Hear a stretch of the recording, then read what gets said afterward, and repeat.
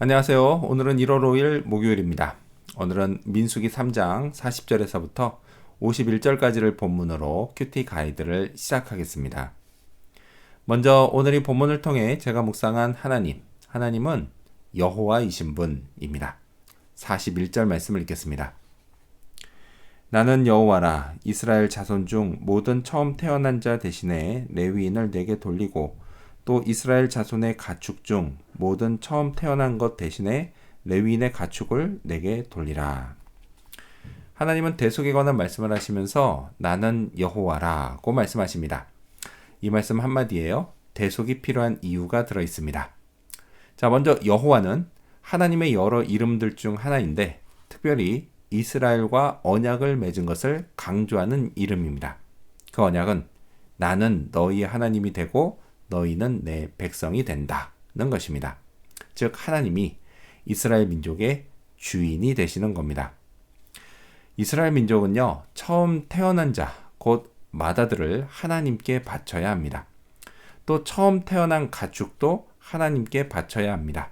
하지만요, 하나님은 이것들을 직접 받지 않으시고 사람은 레위인으로 또 가축은 레위인의 가축으로 대신 받으셨습니다. 이것이 대속입니다.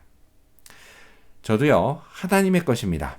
하나님은 저의 주인이십니다. 그리고 저 역시도 저를 위해 하나님께 드려진 대속물이 있는데요. 바로 예수 그리스도이십니다.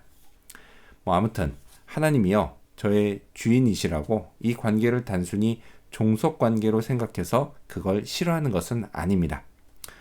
인간 관계에서야 누가 내 주인이라고 하면 그건 속박을 의미하지만 하나님과의 관계에서는 오히려 그 반대의 의미가 됩니다. 내 영혼은 하나님께 속했을 때 진정 자유를 누립니다. 나의 여호와 하나님은 영원히 나를 책임져 주십니다. 결코 버리지 않으십니다. 이 영원한 소속감이 제 영혼을 언제나 안심하게 만듭니다. 자, 그렇다면 계속해서 오늘 이 본문을 통해 제가 발견한 인간의 모습 어떤 게 있을까요?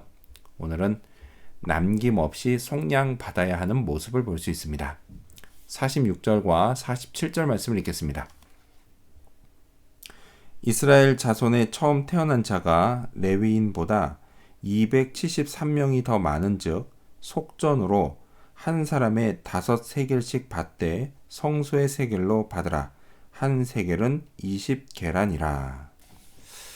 하나님은요, 레위인이 이스라엘 중 처음 태어난 자를 속량하게 하셨습니다.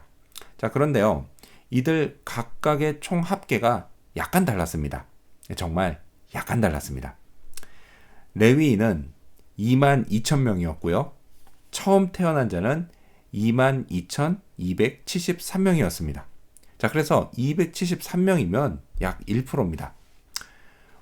상점에서요, 물건 살 때 22,000개를 한꺼번에 사면 덤으로 273개도 줄 수 있습니다. 그러니 어지간하면 하나님도 이 정도면 됐다고 하시면서 그냥 넘어가실 수도 있으실 겁니다. 하지만요, 하나님께는 애누리가 없습니다. 레위인으로 안 되면 나머지는 돈으로 받으셨습니다. 이런 걸 보면서요, 하나님이 돈을 좋아하시나? 이런 생각을 할 수도 있지만 그렇지 않습니다. 돈을 좋아하는 건 하나님이 아니라 인간입니다.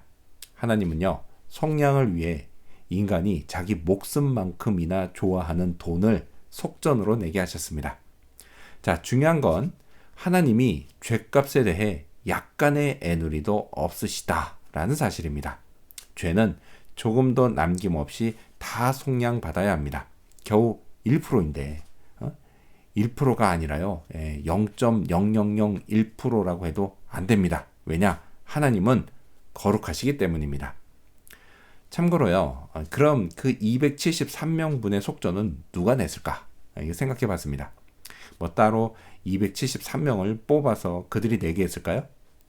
49절 말씀을 보면요, 그런 것 같아요. 근데 그렇긴 하지만 꼭 그러지는 않았을 거라고 생각됩니다. 만일 그랬다면 누가 273명에 해당되느냐, 이걸 놓고 막 논란이 벌어졌을 겁니다.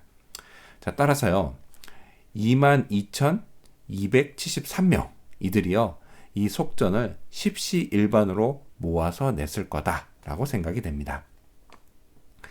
자, 그렇다면 끝으로 오늘 이 본문을 통해 나에게 주신 교훈이 뭘까요? 그건 속량해 주신 예수님께 감사하자입니다. 앞서도 언급한 것처럼요. 저도 대속을 받아서 하나님의 것이 됐습니다.